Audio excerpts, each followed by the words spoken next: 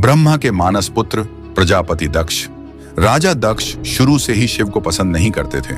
राजा दक्ष और रानी प्रसूति की पुत्री सती, जिन्होंने बचपन से ही महादेव शिव के प्रति गहरी श्रद्धा रखी थी। हालांकि दक्ष इसे पसंद नहीं करते थे, फिर भी सती ने कठोर तपस्या की ताकि महादेव उनसे प्रसन्न हों। अंततः महादेव ने उन्हें वरदान दिया और उनका विवाह संपन्न हुआ। सती और शिव कैलाश में साथ मिलकर प्रेम और आध्यात्मिकता से परिपूर्ण जीवन बिताने लगे।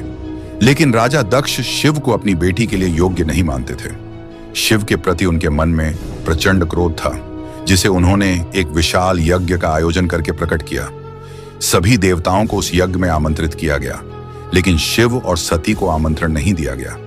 जब सती यह जानती हैं कि उनके पिता द्वारा आयोजित यज्ञ में शिव को निमंत्रण नहीं दिया गया है, तो वह अपमानित महसूस करती हैं। सती यज्ञ में जाने का निर्णय लेती हैं और शिव उन्हें बार बार समझाने की कोशिश करते हैं, क्योंकि शिव जानते थे कि अगर सती वहां गईं तो वह लौटकर नहीं आएंगी।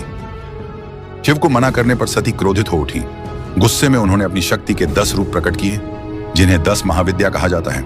1 काली, 2 तारा, 3 त्रिपुर सुंदरी, 4 भुवनेश्वरी, 5 भैरवी, 6 छिन्नमस्ता, 7 धूमावती, 8 बगलामुखी, 9 मातंगी, 10 कमला।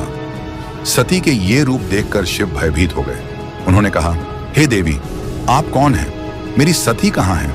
तब सती के 10 रूप शिव से बोले, मैं ही आपकी सती हूं, ये 10 रूप मेरे ही हैं। फिर सती ने शिव से कहा, मुझे पिता के पास जाने दीजिए, मैं उन्हें समझाऊंगी। यह कहकर सती ने शिव को यज्ञ में जाने के लिए मना लिया। शिव अंततः बाध्य होकर सती को जाने की अनुमति देते हैं। यज्ञ स्थल पर पहुंचकर सती देखती हैं कि दक्ष शिव के प्रति अनेक अपमानजनक बातें कह रहे हैं। दक्ष के इस व्यवहार से सती अत्यंत व्यथित और क्रोधित हो जाती हैं। अपमान सहन न कर पाने के कारण वह यज्ञ कुंड में अपनी जान की आहुति दे देती है। सती की इस आत्मबलि से पूरे प्रांगण में शोक की छाया फैल जाती है। सती के आत्मदाह की खबर सुनकर शिव अत्यधिक क्रोधित हो उठते हैं। वह अपनी जटाएं खोलकर एक लट को भूमि पर प्रहार करते हैं, जिससे वीरभद्र का जन्म होता है। शिव वीरभद्र को दक्ष के यज्ञ को नष्ट करने का आदेश देते हैं। वीरभद्र यज्ञ स्थल पर पहुंचकर राजा दक्ष का सिर धड़ से अलग कर यज्ञ में आहुति दे देते हैं। इस प्रकार दक्ष का यज्ञ विध्वस्त हो जाता है। सती की इस अकाल मृत्यु के बाद शिव उनके शरीर को कंधे पर उठाकर तांडव नृत्य करने लगते हैं, जिससे पूरी सृष्टि विनाश के कगार पर आ जाती है। देवता इस महाविनाश के बीच शिव को शांत करने के लिए भगवान विष्णु से प्रार्थना करते हैं। विष्णु शिव को शांत करने के लिए अपने सुदर्शन चक्र से सती के शरीर को कई भागों में विभाजित कर देते हैं। सती के शरीर के ये टुकड़े पृथ्वी के विभिन्न स्थानों पर गिरते हैं, जहां आज भी 51 शक्तिपीठ के रूप में पूजे जाते हैं।